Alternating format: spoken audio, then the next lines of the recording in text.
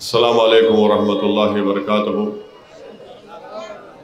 मजलिस इत्तेहादुल मुस्लिमीन के उम्मीदवार jubilee hills व रुकने बल्दिया शेख पेट मोहतरम जनाब राशिद फराज साहब, मोहतरम जानी मियाँ सीनियर मजलिस इत्तेहादुल मुस्लिमीन के रुकन व साबिक़ा रुकने बल्दिया जनाब वकील साहब जो तमिलनाडु के मजलिस इत्तेहादुल मुस्लिमीन के सदर हैं, शहनशीन बतशरीफ़ फरमा मेरे तमाम मजलिस रुफ़क़ा, मोअज़्ज़िज़ हाज़रीन इकराम, बुज़ुर्गान मिल्लत, अज़ीज़ान मिल्लत, मैं आज इरागड्डा की सरज़मीन से खड़े होकर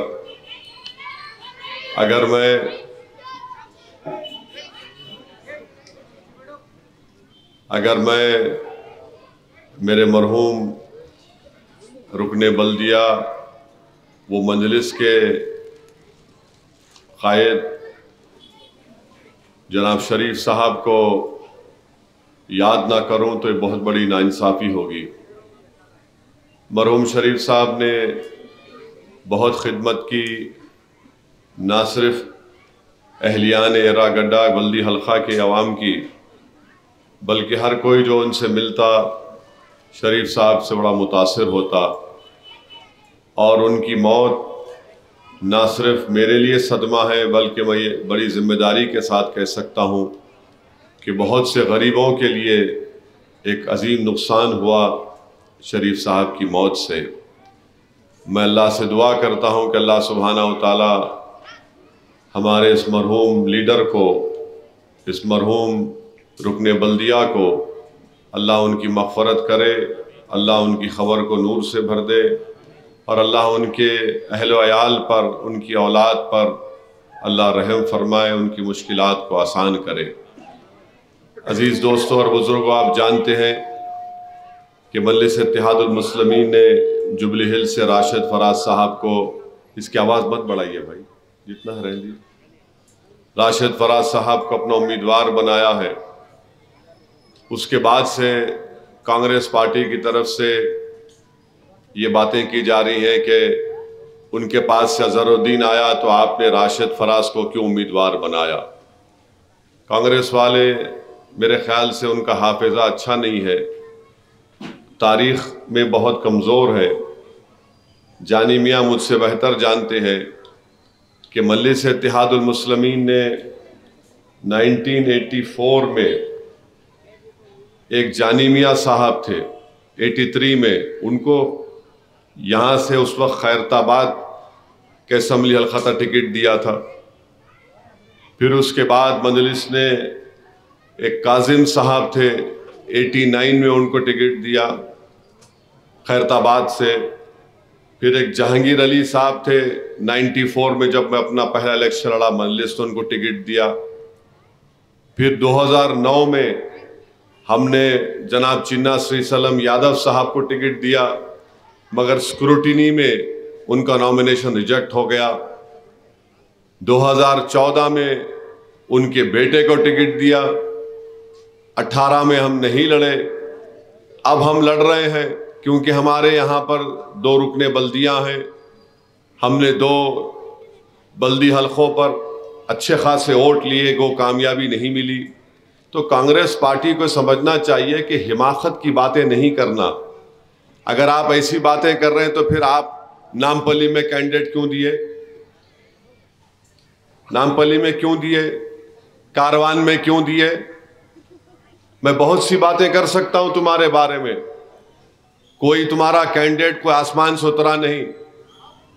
जमहूरियत है, हर कोई किसी के खिलाफ लड़ सकता है। और तुम्हारे कैंडिडेट के बारे में कह रहा हूं, तुम्हारा कैंडिडेट के ऊपर 4 पैसे खाने के FIR है। हैदराबाद क्रिकेट एसोसिएशन के 4 FIR है और वो FIR कोई जाके नहीं कंप्लेन करा। HCA का, क्रिकेट एसोसिएशन का, जो सुप्रीम कोर्ट का अपॉइंटेड एडमिनिस्ट्रेटर है, वो रिटायर्ड सुप्रीम कोर्ट का जज L नागेश्वर राव है। L नागेश्वर राव के ऑर्डर के ऊपर ये जो कांग्रेस के कैंडिडेट के ऊपर गबन करने का, पैसे खाने का इल्जाम है, 4 FIR है। और एंटिसिपेटरी बेल लेना पड़ा उनको। तुमको बताना पड़ेगा ये क्या है। और तुम्हारा कैंडिडेट तो मुरादाबाद में एमपी था, मुरादाबाद में कुछ काम नहीं किए, कभी पलटकर मुरादाबाद को नहीं देखे। 2009 से 14 तक कांग्रेस का कैंडिडेट एमपी था, 14 में उनको टिकट नहीं दिए, बीजेपी जीत गई वहां पर। फिर उसके बाद इनको सवाई माधोपुर टोंक राजस्थान की पार्लियामेंट की सीट दिए, 4 लाख वोट मिले, कभी पलट के वहां पर नहीं गए। तो कांग्रेस वालों, हमको सियासत की तारीख बहुत अच्छी तरह मालूम। तुम्हारे कैंडिडेट की तारीख और बयान कर सकता हूं मैं। तुम्हारे कैंडिडेट के ऊपर एक नेटफ्लिक्स के ऊपर एक पिक्चर बनी मैच फिक्सिंग के ऊपर। उसमें सीबीआई का डायरेक्टर ये बोलता है कि अजहरुद्दीन के ऊपर, वो नेटफ्लिक्स में बोल रहे वो, कि ये मैच फिक्सिंग में मुलविस थे। उस वक्त पीएमएलए का कानून नहीं था, क्यों नहीं तुम्हारा कैंडिडेट डालता हो सीबीआई के डायरेक्टर के ऊपर डेफेमेशन का केस? डालो उसके ऊपर डेफेमेशन का केस। नहीं डालेंगे। ने मंजलिस क्यों लड़ी? अरे मंजलिस हर एक के खिलाफ लड़ती आ रही बाबू, हम कोई नए नहीं है, हम लड़ते आए। जानी मियां लड़े, बल्दिया का इलेक्शन, यहां पर ये मंजलिस का इलाका है। तुम कहां से टपके नहीं मालूम मेरे को। यहां से आप ऐसा बोल रहे मैं दूल्हे भाई की तलवार, कोई मेरे सामने नहीं ठहरना है। चुनाव है, इलेक्शन है, अरे कोई भी जीतेगा कोई भी हारेगा। आप हमारे खिलाफ कैंडिडेट खड़ा किए, उसके बारे में नहीं बोलते।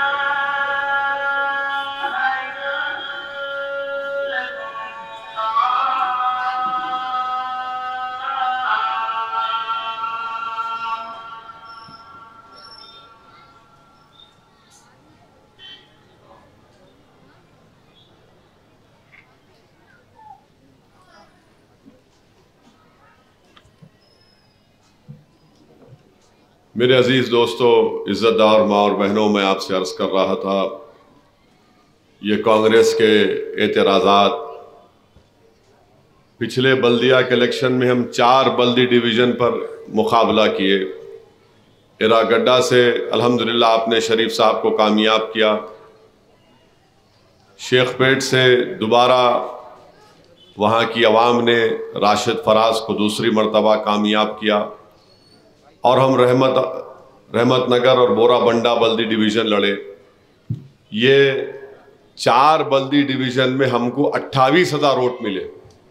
वेंगलराव नगर नहीं लड़े और यूसुफगुड़ा बोरा बंडा नहीं लड़े।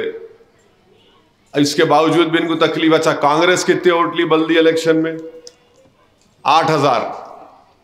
सिर्फ 8,000 वोट लेके आप बोल रहे क्रिकेट प्लेयर बैट हाथ में लेके आ गया तो उन्हें चौबे छक्के मारेंगे। क्रिकेट ग्राउंड पे होता, ये सियासी मैदान हमारा है, यहां पर हम खेलते आए हर चीज पे, ये पिच हमारी है। आप आकर आप बोल रहे ऐसा कर देना था। ये कांग्रेस पार्टी में गुरूर तकब्बुर है। नहीं, नेहरू थे, इंदिरा गांधी थे, राजीव गांधी थे, अब राहुल गांधी है, कोई इनके सामने नहीं आना। अरे वो बदल गया बाबा, हिंदुस्तान वो नहीं रहा। अब खानदान पानदान नहीं रहा। जो मेहनत करेगा, जुस्तजू करेगा, लोग उसकी इज्जत करेंगे। वह हम हाथ हिला देंगे, मुस्कुरा देंगे, लोग खुश हो जाएंगे। गया जमाना। एक चाय बेचने वाला मुल्क का वजीर आजम बन गया, तुम क्या करे, उसको 2 बार नहीं रोक सके। कांग्रेस की वजह से मोदी वजीर आजम बना। इन्हों अगर अच्छे होते तो 2 बार वजीर आजम बनता ही नहीं था। वो कांग्रेस की कमजोरियों, नाहली की वजह से बीजेपी इख्तिदार पर है आज। और किसको नुकसान हो रहा? इनके बड़ों को नुकसान हो रहा। किसका घर तोड़ा जा रहा, किसका इनकाउंटर हो रहा, किसके सर से हिजाब खींचा जा रहा, किसके मस्जिदों से उत्तर प्रदेश में लाउड स्पीकर निकाला जा रहा, किसको हथकड़ियों में गोली मारी जा रही। अरे तुम्हारी वजह से बीजेपी इख्तिदार में है। तेलंगाना में हमने होने नहीं दिया। ये मजलिस ताकतवर है, यहां पर मजलिस लड़ती है आपके हिस्से के लिए, आपके इंसाफ के लिए। तो मैं आपको बता रहा हूं कि यहां से मजलिस का इंशाअल्लाह ताला उम्मीदवार आपकी दुआओं से, आपके वोट से नया एमएलए मजलिस का ही मुंतखब होगा इंशाअल्लाह ताला। अब रहा सवाल बीआरएस के गोपीनाथ का है। कम से कम ईद का चांद तो दिख जाता, गोपीनाथ तो दिखता ही नहीं जुबली हिल में। आखिरी बार कब दिखा था गोपीनाथ, आपको बोलो, कहीं दिखा आपको? नहीं, आप सही से बोलो, दिखा आपको कहीं? डरो नको आप, कहीं नजर नहीं आए। अब परसों उन्होंने आए, उनके लीडर के साथ खड़े रह गए ऊपर और खड़े रह के बोल रहे मैं राउडीज्म खत्म कर दूंगा। नीचे वीडियो आया, कोई मार रहे बच्चों को। कौन थे वो लोग? क्या हो रहा है यहां पर जुबली हिल में? कौन सा काम एमएलए साहब कराए, बताओ मौजूदा एमएलए? हम डेवलपमेंट का काम करवा के लेके आते हैं, टांग अड़ाते। नहीं, मरहूम शरीफ साहब पूरा मंजूर करा के लेके आते और शरीफ मरहूम बोलते साहब जान दो, उसको बुला ले। तो अरे बोला भाई तुम मेहनत करना, शरीफ जाने दो साहब, मेरा काम हो जाता है। तो काम को रुकाता। इन्हों क्या आते, खाली इनको लाके चलो ठीक है ठहर जाओ, फोटो ले लेंगे आपकी। कुछ काम नहीं किए टीआरएस वाले जुबली हिल्स में। यहां पर आवाम के मसाइल के अंबार हैं, बहुत मुश्किलात हैं। तो मेरी आप तमाम से ये गुजारिश है कि इस बार आप देख समझ के वोट दीजिए। आपको एक बेहतरीन फाल हरकियाती एमएलए की जरूरत है। और मुझे ये बताया गया कि गोपीनाथ की तबीयत भी आजकल अच्छी नहीं रहती। अल्लाह करे उनकी सेहत अच्छी हो जाओ, मगर जब आप अमली सियासत में हैं, आपको अवाम के दरमियान में रहना पड़ता है, अवाम की खिदमत करना पड़ता है आपको। और हमारा उम्मीदवार राशिद फराज, आप शेखपेट की आवाम से पूछ लो, करोड़ रुपए के डेवलपमेंट के काम राशिद फराज ने शेखपेट में करवाए। वहां पर सख्त मुकाबला होता है राशिद का, मगर बीजेपी को हराए, टीआरएस को हराए, कांग्रेस तो खैर वहां पे नहीं है। ये काम आपके लिए बहुत जरूरी है कि जुबली हिल में आप मजलिस को मजबूत करिए। और जमहूरियत की हकीकत यह है कि जिस पार्टी के पास ज्यादा एमएलए होंगे उनके और मसाइल को हल किया जा सकेगा। आप ये कांग्रेस वालों से पूछो, तुम्हारी हुकूमत मध्य प्रदेश में भी है थी, राजस्थान में है, वहां पर माइनॉरिटी का ऐलान डिक्लेरेशन क्यों नहीं किया आपने? हैदराबाद में क्यों किया? क्योंकि हैदराबाद में शेरवानी है, इनको शेरवानी से डर लगता, तो यहां पर माइनॉरिटी डिक्लेरेशन। और राजस्थान में उतने ही परसेंटेज के मुस्लिम अक़लियत हैं जितने तेलंगाना में। कितना बजट है वहां पर राजस्थान में? 299 करोड़। यहां पर कितना है तेलंगाना में? मजलिस है, आपका इत्तेहाद है, आपकी क़ियादत है, 2200 करोड़। 200 कहां 299 करोड़, कहां 2200 करोड़। यह मजलिस ने काम किया। राजस्थान में कांग्रेस की सरकार है। जयपुर की ट्रेन में एक ट्रेन का कांस्टेबल 3 लोगों को नाम पूछ के गोली मार के उनकी जान ले लिया। उसमें एक मरने वाला बाजार घाट का था। अकबरुद्दीन ओवैसी असेंबली में उठे, हुकूमत से मुतालबा किया कि मार दिया गया है, मरने वाला बाजार घाट हैदराबाद का है, उसकी औलाद को एसग्रेशिया मिलना चाहिए, उसकी बेवा को गवर्नमेंट की नौकरी मिलनी चाहिए, 2 BHK मिलना चाहिए। तीनों काम हो गए 15 दिन में, तीनों काम हो गए। राजस्थान का एक मरने वाला राजस्थान का था। बताओ कांग्रेस वालों, तुमने एक पैसा दिया उसको? कोई जाकर तुम्हारी गवर्नमेंट से मिला उस बेवा से? कोई नहीं मिला। यहां पर क्यों? क्योंकि यहां पर आपकी जमात मजलिस इत्तेहाद अल मुस्लिमीन है। यह फर्क होता है सियासी क़ियादत का, यह फर्क होता है आपके एमएलए रहे होने का। मरने वाला मर गया, और हमारे मुल्क में ऐसा है ना, जब मरते पूरे रोते आके, उसके बाद कोई पलट के नहीं पूछता वो मरने वाले के घर पे क्या गुजर रही होगी। मजलिस ने वो इंतजाम किया। मैं कल बाजार घाट में दौरा कर रहा था, तो पैदल दौरे में 2 दिन पहले मुझे बताया गया कि साहब ये मरहूम की बेवा है। मैंने कहा बहन बेटी कैसी हो? तो बोले अच्छी हूं, मैं काम कर रही हूं, छोटा बच्चा है, आप दुआ करिए। वहां पर आपकी सरकार है, आपने कुछ नहीं किया। जुनैद नसीर को जिंदा जला दिया गया। चीफ मिनिस्टर 20 दिन के बाद गए, मैं 1 दिन के अंदर वहां पर पहुंचा। घाटमी का एक इलाका है राजस्थान में, मेवाती मुसलमान बोलते, मियो मुसलमान लोगों को। मरने वाला नसीर, उसके घर गया तो उसके घर में बताया गया ये उसके भाई के 6 बच्चे, ये नसीर के 5 बच्चे। मैं कहा ये भाई के बच्चे क्यों बता रहे? नहीं, इसका बड़ा भाई नीम पागल था। 15 लाख का ऐलान कांग्रेस की गवर्नमेंट की, अब तक खाली 5 लाख दिए। ये नहीं बोलेंगे कांग्रेस के लोग आपको, नहीं कैंडिडेट क्यों खड़ा किए, उनकी उनसे डील हो गई। अरे तुम्हारा राहुल गांधी अमेठी हार गया तो क्या स्मृति ईरानी से कुछ डील हुई थी? तुम 2 लोकसभा के इलेक्शन मोदी को हार गए, क्या तुम डील किए थे? बताइए। आपके मजलिस के खिलाफ नफरत भरी हुई है। यह फिरका परस्ती है कांग्रेस की, बीजेपी की एक ही है। मगर यहां पर मौजूदा जो एमएलए है, नाकारा एमएलए है, नाकाम एमएलए है। और इसको हटाकर मेरी आपसे गुजारिश है कि आप राशिद फराज को, एक बेहतरीन उम्मीदवार है, आपकी खिदमत करने का मौका दीजिए, आपकी खिदमत करने का मौका दीजिए। अभी आपके सामने बताया गया कि कितने 4 करोड़ की लागत के 4 करोड़ की लागत के सीवरेज लाइन डाली गई। अगर आपका एमएलए आएगा कामयाब होके तो आप ही का फायदा होगा। बस्ती दवाखाने खोले जाएंगे, स्कूल खोले जाएंगे, और ये बहुत से तरक्याती काम अंजाम दे, और आपकी ताकत में इजाफा होगा, मजलिस की ताकत में इजाफा होगा, आपका इत्तेहाद मजबूत होगा, आपका सियासी शऊर मजबूत होगा। और ये कांग्रेस का सदर जो आज फिर रहा है जुबली हिल्स की कॉन्स्टिट्यूंसी में, ये आरएसएस से आया है, मेरी बात का यकीन करो आप। ये अपनी जिंदगी अमली सियासी जिंदगी का आगाज आरएसएस से किया। आरएसएस की सोच में डूब कर निकला है शख्स। ये पहले बीजेपी में था, एबीवीपी से बीजेपी में आया। किशन रेड्डी जब 1999 का असेंबली इलेक्शन लड़े, साथ था किशन रेड्डी का, मैं अपनी आंखों से देखा। मरहूम सैयद सज्जाद इलेक्शन लड़ रहे थे कारवान से, ये किशन रेड्डी के साथ काम कर रहा था। फिर तेलुगु देशम में गया, तेलुगु देशम को डुबा दिया। तो आरएसएस ने कहा कि बेटा अब तू कांग्रेस में चला जा।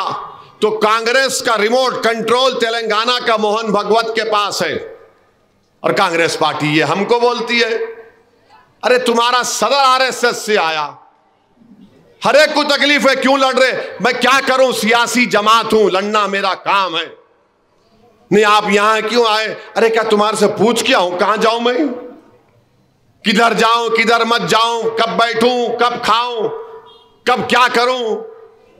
आप होते कौन है मुझे बताने वाले? और फिर टीआरएस वाले, अरे असद भाई यहां कहीं को आ गए आप। अरे क्यों नहीं आएंगे, मेरा कॉर्पोरेटर है, मुझे यहां की आवाम से मोहब्बत है। हम 30 35 40 साल से इलेक्शन लड़ रहे यहां पर एरागड्डा में, कामयाबी नहीं मिली अलग बात है, मगर लड़ तो रहे हैं ना। हम इस आवाम को बता रहे हैं कि हमको यहां से मोहब्बत मिली और हम इस मोहब्बत को नहीं भूल सकते। कैसे भूलेंगे आपकी मोहब्बत को? आपके बुजुर्ग जिंदा नहीं है मगर उनकी कुर्बानियां तो जिंदा हैं, जो मजलिस के लिए उन्हें मेहनत की और काम किया। मेरे भाई, असेंबली में अगर हमारा एमएलएज में इजाफा होगा तो जिस तरह आपने देखा कि 9 साल में 11,000 करोड़ रुपये अक़लियतों के खर्च हुए, अगर एमएलए बढ़ेगा तो और इंशाअल्लाह ताला डेवलपमेंट के लिए हमको पैसे मिलेंगे। हमारे बच्चे और बच्चियों के नए स्कूल टेमरिस के खोले जाएंगे, आसरा पेंशन में हिस्सा बढ़ेगा, ओवरसीज स्कॉलरशिप में बच्चों को स्कॉलरशिप मिलेगी, आरटीएफ एमटीएफ में बच्चों को पढ़ने का इंतजाम होगा, ताकत में इजाफा होगा तो सब कर पाएंगे ना। ये कोई पॉलिटिकल पार्टी नहीं चाहती कि आपके एमएलएस बढ़े, इसीलिए सब एक होकर, चाहे मामू हो या बुड्ढी कांग्रेस हो या मोदी की पार्टी हो, सब ये बोल रहे कुछ भी हो जाओ यहां से मजलिस नहीं निकलना, पतंग नहीं पिलना यहां पे, ये इनकी गुफ्तगू है। अरे भाई कुछ भी हो जाओ, शेरवानी नहीं निकलना यहां से। मगर मेरे अजीज दोस्तों और बुजुर्गों, मेरी इज्जतदार माँ और बहनों, मेरी आप सदबन गुजारिश है कि 30 नवंबर के दिन आप अपना एक एक वोट का सही इस्तेमाल करिए। मुत्तहिदा तौर पर अपने वोट का इस्तेमाल मजलिस इत्तेहादुल मुस्लिमीन के हक में करिए। बीजेपी एक ही बात, रिजर्वेशन निकाल देंगे। अरे कैसा निकालते रिजर्वेशन? मुसलमानों को, हर मुसलमान को नहीं, उस मुसलमानों में बिरादरियां हैं उनको मिल रहा है, नहीं हम रिजर्वेशन निकाल देंगे। एक बीजेपी का सदर बोलता हम बुलडोजर चला देंगे घरों पर। तो हाँ, तो मेरे अजीज दोस्तों और बुजुर्गों, मेरी आप तमाम से अपील है कि 30 नवंबर के दिन आपको वोट डालना जरूरी इसलिए भी है कि शरीफ के मरने के बाद यह पहला इलेक्शन है। मैं जिम्मेदारी के साथ आपको एक बात बता रहा हूं, शरीफ के इंतकाल से पहले मेरी शरीफ से बात हुई थी। मैं शरीफ को बोल दिया था कि शरीफ तैयार रहना, इलेक्शन लड़ना है, मगर अल्लाह की मर्जी कुछ और थी। जब बीमार थे तो हमारे भाई अनवर को भिजाया था, फोन से बात करने वाला, क्या शरीफ बीमार कैसा पड़ गए, जंग लड़ने का? बोले साहब अच्छा हो जा रहा हूं, निकल रहा हूं मैं 2 दिन में। मगर अल्लाह के फैसला कुछ और था। तो आपको शरीफ को भी याद रख के उसको खिराज अकीदत भी पेश करना है। आपने और हमने एक अपने बेहतरीन एक लीडर को खोया है, तो आप मजलिस इत्तेहादुल मुस्लिमीन के हक में अपना वोट दीजिए। पतंग के निशान पर बटन दबाकर अपने इत्तेहाद को मजबूत करिए, मजलिस को मजबूत करिए, ताकि हम इन बातिल तूफानों का मुकाबला जो मजलिस कर रही है और बेबाकी से कर सके। आपकी हुकूक की लड़ाई मजलिस लड़ रही है और बेखौफी से आपके हुकूक की लड़ाई लड़ सके। यही चंद गुजारिशात मुझे आप तक पहुंचाना था। मैं यहाँ से और मुझे जलसों में जाना है, तो इसलिए मुझे इजाज़त दीजिए। अस्सलाम वालेकुम व रहमतुल्लाहि।